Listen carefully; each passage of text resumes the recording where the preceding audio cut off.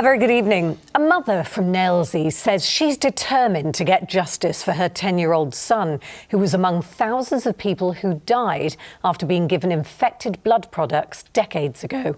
Denise Turton's son, Lee, died after contracting HIV while being treated for haemophilia. Now, in the wake of the post office scandal, Denise and her family say infected blood victims must also see proper justice. Robert Murphy reports. Lee Turton had haemophilia, a disorder which needed frequent transfusions. He was given blood infected with HIV and hepatitis C. He died of AIDS in 1992. Lee was 10. It's a scandal of national proportions. His mother, who lives in Nailsea, says still, decades on, it's not been recognised properly. The children that passed away in the 80s and the 90s have never been acknowledged and never received anything, and yet they lost everything. They lost their whole life, their future. I mean, we've lost everything with him dying. The computer system Post Office spent an arm and a leg on is faulty. No one else has ever reported any problems with Horizon. The ITV drama Mr Bates versus the Post Office highlighted a 20-year scandal which affected hundreds of postmasters and mistresses. It's led to a national focus on the story after decades of news reports, but little else. I saw clips on the news and I couldn't watch it. I just couldn't watch it because there's too many similarities with the postmasters and our own infected blood, with the cover-ups, the lies and the fight. I'm very happy for the postmasters that, you know, it came out and they've got what they needed out from it. But do we really need a drama series to get the reactions from the government that we need? There is a public inquiry. The findings are due to report in March. Estimates suggest 3,000 patients likely were given infected blood in the 1970s, 80s and 90s.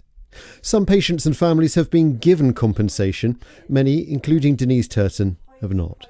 March, hopefully this year, the truth will eventually come out, which is what we've been fighting for 40 years, the truth to come out as to what happened to our children, our husbands, you know, and there's children out there who were made orphans, and yet the government still carry on to ignore us. Reputation of the Post Office. It's nonsense about people's lives, you moron. A TV drama has changed perceptions of one scandal. Denise Turton hopes it will not take another series to highlight her sons. Robert Murphy, ITV News. Let's talk a little bit more about this with our political correspondent, Lucy McDade, who's in Westminster. For us, Lucy, the kind of heartbreaking stories coming out like Denise's, you can see the parallels being drawn between the Post Office scandal and the contaminated blood issue.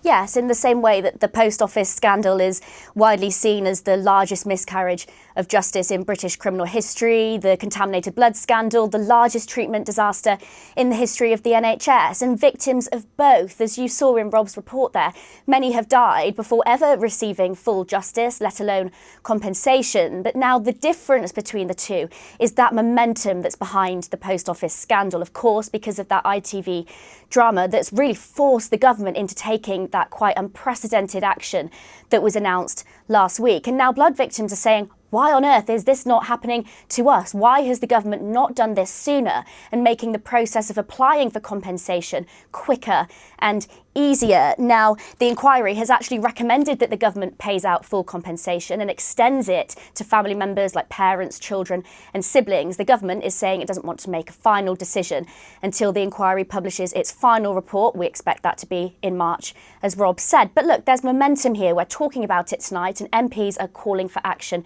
too. Very quickly, on the Post Office, it's still high on the agenda in Westminster. The minister in charge today said he hopes to see compensation paid out by the end of August. Number 10 is saying by the end of the year. So while promises have been made for them, there's still a long way to go. OK, and we watch on. Lucy, thank you very much.